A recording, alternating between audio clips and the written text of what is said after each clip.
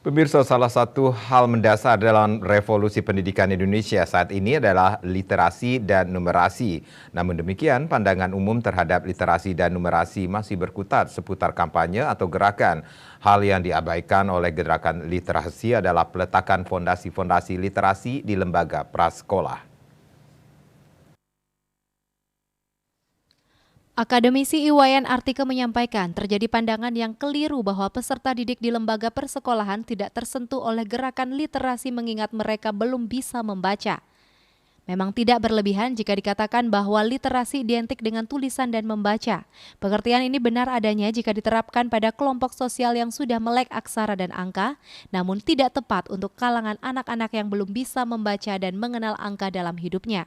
Mereka ada dalam literasi lisan, namun istilah ini dianggap tidak cocok karena justru lisan adalah lawan kata tulis atau literasi bertentangan dengan segala yang lisan. Literasi lisan tidak bisa dipungkiri. Anak-anak prasekolah hidup selama 4 tahun dalam fase literasi lisan. Pengetahuan yang terbungkus dalam imajinasi dan cerita semuanya lisan.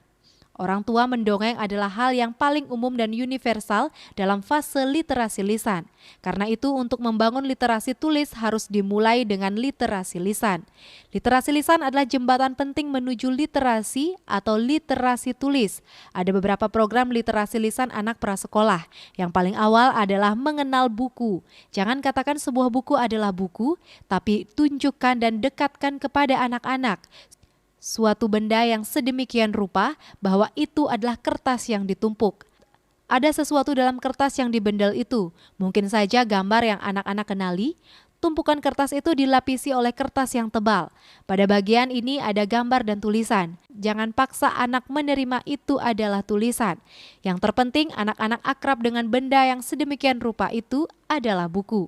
Biarkan anak memperlakukan yang disebut buku itu sebagai benda-benda mainan. Buku mungkin bagi mereka adalah papan untuk mendirikan rumah atau terowongan. Buku mungkin alas seperti ubin, maka jangan paksa anak-anak membacanya. Biarkan mereka menaruhnya di lantai dan selanjutnya akan diinjak. Biarkan anak-anak membuka halaman demi halaman, dan ini sering sangat sulit mereka lakukan saking licinnya permukaan kertas. Bisa jadi halaman buku robek dan biarkan saja karena inilah praktik baik literasi prasekolah untuk mengenalkan buku yang sangat ramah. Kegiatan ini dilakukan berulang dan sampai pada suatu hari mereka mengenal nama benda itu adalah sebuah buku. Jika dipandang sudah akrab dengan benda yang dinamai buku, sebagaimana mereka mengenal benda-benda lain dapat dilakukan praktik literasi tahap selanjutnya namun masih di wilayah prasekolah atau literasi lisan, yakni membacakan buku. Ini tahap penting yakni tahap transisi dari literasi lisan ke literasi tulis dan berlangsung di dalam sekolah. Melakukan praktik literasi prasekolah dengan cara ini jauh lebih alamiah ketimbang mengenalkan huruf dan angka dengan satu tujuan milik orang tua, anak-anak bisa baca secara dikarbit. Acara ini menjadikan anak-anak melek aksara namun aliterat. Bali Pos melaporkan.